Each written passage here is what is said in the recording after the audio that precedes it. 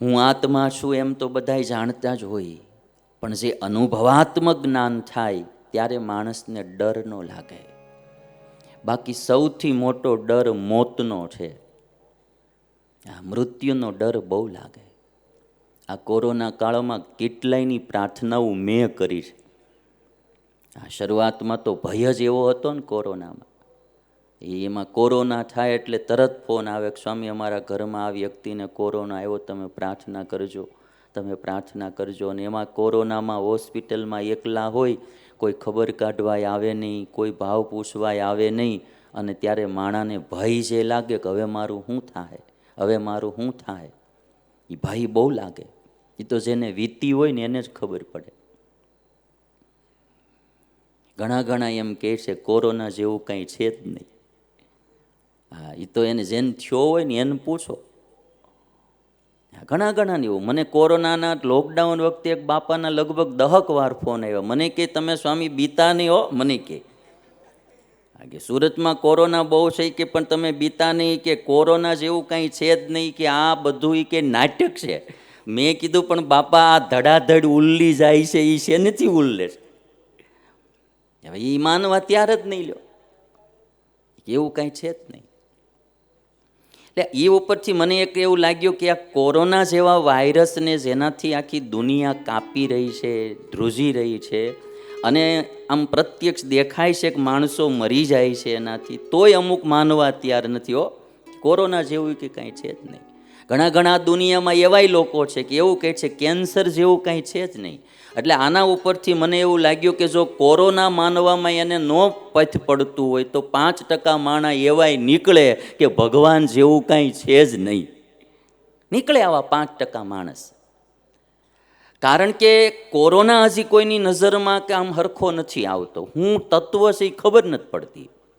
હા, એક આમ તમે આમ જુઓ ને તો આસુરી વાયરસ કહેવાય, એ કોઈની ઓળખમાં આવતો નથી, પકડમાં નથી આવતો. તો આ અનંત કોટી બ્રહ્માંડનો માલિક ઈશ્વર કોની પકડમાં સમજમાં આવે ભાઈ? એટલે સમજ્યા વિનાના 5 જણા એમ કે ઈશ્વર નથી, તો એ વાત આપને મનાય કે ભાઈ એવા 5% માણસો તો નીકળે. એટલે મોતનો ભય બહુ લાગે. ભયંકર બીમારી આવે ને ત્યારે માણસને મોતનો ભય બહુ લાગે. જો આત્મજ્ઞાનને પરમાત્માનો દ્રઢ આશરો હોય તો એમાં પણ મૃત્યુનો ડર ન લાગે. જે થવાનું છે એ થશે. શરીર તો એક દિવસ મળ્યું છે ને એક દિવસ પડવાનું છે. હું તો આત્મા છું, હું કોઈ દી મર્યો નથી ને કોઈ દી મરવાનો પણ નથી. કૃષ્ણ ભગવાને ગીતામાં 2 અધ્યાયમાં સૌથી પહેલું અર્જુનને આ જ જ્ઞાન આપ્યું. અર્જુનને ભગવાને સૌથી પહેલું આત્મજ્ઞાન જ આપ્યું છે. કૃષ્ણ ભગવાન કે અશૌચ્યાનન્વ શોચસ્ત્વમ પ્રજ્ઞાવાદાંશ્ચ ભાષસે ગતાસૂંશ્ચ નાનુ શોચંતી પંડિતા. કોઈ મરી જાય કે કોઈ જીવે, પંડિત માણા એનો શોક નથી કરતા. એને ખબર છે કે આત્માનો શરીરનો યોગ થાવો એ જન્મ છે, અને આત્માનો શરીરનો વિયોગ થાવો એ મૃત્યુ છે. આત્મા અજર અમર છે. આજ પ્રહલાદને ગમે એવા મારવાના ઉપાયો કર્યા, પ્રહલાદની ધીરજ ન ડગી. અને ત્યારે નિષ્કુળાનંદ સ્વામી લખે, નથી હરિજનને ધીરજ સમધાનજી.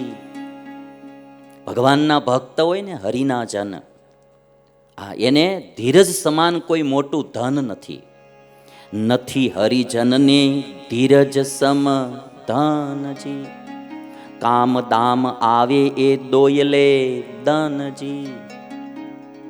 ધીરજરૂપી ધન છે ને, એ દોયલી પરિસ્થિતિ હોય, વિકટ પરિસ્થિતિ હોય, તેથી બહુ કામમાં આવે.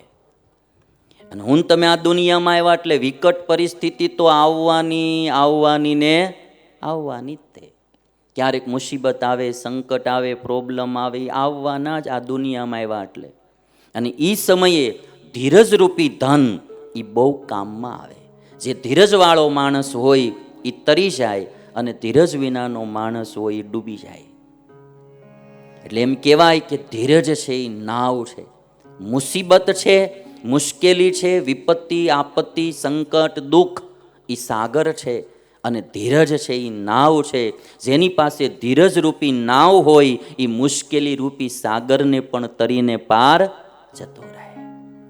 અને એટલા માટે ધીરજ બહુ જરૂરી છે.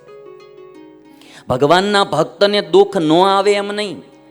નિષ્કુળાનંદ સ્વામીની પંક્તિ જો, નથી હરિજનને ધીરજ સમ ધનજી, કામ દામ આવે એ દોયલે દનજી, જ્યારે જન કરે હરિનું ભજનજી, તેમાં બહુ આવે વિપત વિઘનજી. હરિનું ભજન કરીએ ને એમાંય વિપત્તિ વિઘન આવે ભાઈ. કામ ધંધા કરીએ, બિઝનેસ કરીએ, બીજું ત્રીજું કરીએ, એમાં તો વિપત્તિ ને વિઘન આવે. ભગવાનનું ભજન કરવા બેસો એમાંય વિઘન આવે. નિષ્કુળાનંદ સ્વામી કહે, જ્યારે જન કરે હરિનું ભજનજી, તેમાં બહુ બહુ આવે વિપત વિઘનજી. આ પ્રહલાદ ક્યાં કઈ બિઝનેસ કરતા હતા? એ ક્યાં કોઈ ધંધો કરતા હતા? એ ક્યાં કોઈ વ્યવહાર કરતા હતા? પ્રહલાદ તો ભગવાનનું ભજન કરતા હતા, તો પણ એને વિપત્તિ ને વિઘન આવ્યા ભાઈ. ભગવાનના ભક્તને જગતના જીવમાં ફરક એટલો જ. ભગવાનના ભક્તને પણ વિઘ્ન, ઉપાધિઓ, સંકટ, વિપત્તિ આવે, જગતના જીવને આવે. પણ ભગવાનના ભગત પાસે શું હોય કે ધીરજ રૂપી ધન હોય, એટલે એ સાગરને તરી જાય.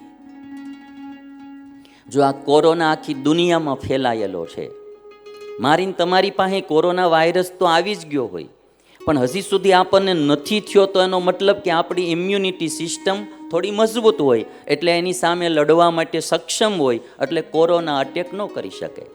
અને જેની ઇમ્યુનિટી સિસ્ટમ મોળી હોય, તો એને એ વાયરસ એટેક કરી જાય અને એને લાગુ પડી જાય. બાકી તો આખી દુનિયામાં ફેલાયેલો આ વાયરસ છે, આખી દુનિયામાં. પણ જેની ઇમ્યુનિટી સિસ્ટમ, રોગ પ્રતિકારક શક્તિ મોળી હોય, તો એને એ અટેક કરે અને એને સંક્રમણ થઈ જાય. અને જેની રોગ પ્રતિકારક શક્તિ મજબૂત હોય, તો એની સંક્રમણ ન કરે. એમ ભગવાનના ભક્તને મુશ્કેલી આવે, કોઈ વિપત્તિ આવે, સંકટ આવે, તો એની પાસે સમજણ રૂપી, ભગવાનના આશ્રય રૂપી, આત્મજ્ઞાન રૂપી આમ ઇમ્યુનિટી સિસ્ટમ મજબૂત હોય, એટલે એને વિપત્તિ રૂપી રોગ નડે નહીં. એ બહુ પાકું છે, એ નડે નહીં. એને આવે તો ખરો જ તે, પણ એની પાસે સમજણ રૂપી, આત્મજ્ઞાન રૂપી અને ઈશ્વરના આશ્રય રૂપી બહુ આમ રોગ પ્રતિકારક શક્તિ મજબૂત હોય, એટલે એને પછી આ બધી ઉપાધિઓ એને સંક્રમણ ન કરે. ભક્તમાન જગતના જીવમાં આટલો જ ફરક. ઉપાધિઓ તો બધાને આવી, પણ ઓલાને એની અસર ન થાય. મેં કહ્યું એમ સમજણ સારી હોય. એટલે સ્વામી બોલે, નથી હરિજનને ધીરજ સમ ધનજી, કામ દામ આવે દોયલે દનજી, જ્યારે જન કરે હરિનું ભજનજી, તેમાં બહુ આવે વિપત વિઘનજી.